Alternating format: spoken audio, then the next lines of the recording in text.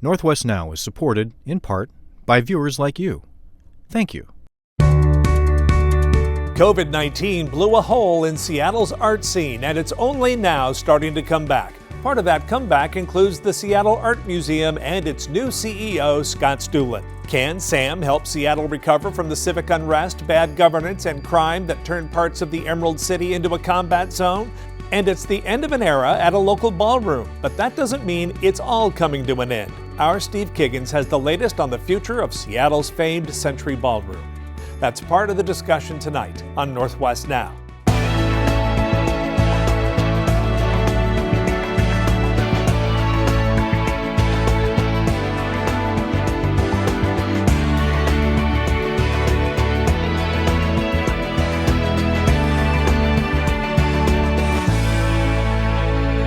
Now, Scott Stuhlin is a student of the visual arts, but when it comes to the performing arts, as our Steve Kiggins tells us, it's the end of an era at the Century Ballroom in Seattle, but that may not mean goodbye. 1, 2, 3, 4, turn, high five, rotate, partners. For almost 3 decades, countless friends and strangers have come toe-to-toe and hand-to-hand to the iconic Oddfellows Building in Seattle's Capitol Hill. All of the people who have come through these doors over the year, they are the reason that we're here. 5, 6, 7. Hosting DJs, live music, socials, and teaching students how to salsa, tango, and more, venue owner Hallie Cooperman's love for music and dance has connected communities since the 1990s. Movement is a connection to yourself, and dance with a partner dancing is a connection with somebody else and yourself.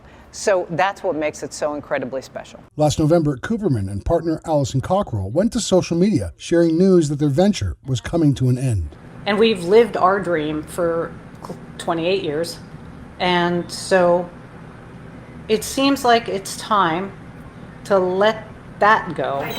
For decades, the Oddfellows Building has been a hub for arts and culture, something Cooperman hoped would continue. Theater, dance, opera, ballet, and poetry. I don't really care what it is, but keeping it for artists in general, and I call those the dancers, the performers, the musicians, is the ideal use of this venue. The immensity of this, it gets to me sometimes. The very notion that Seattle could lose a space that builds community hit hard.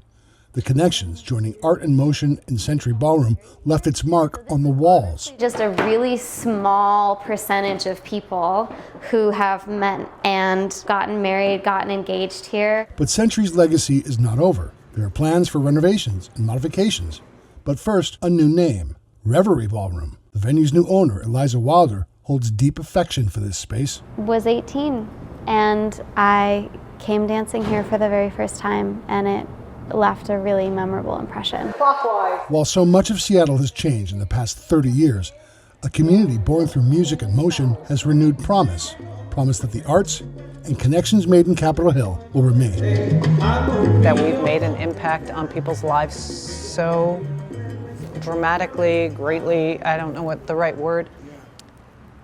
I will hold that with me forever. And so will Allison. In Seattle, Steve Kiggins, Northwest Now.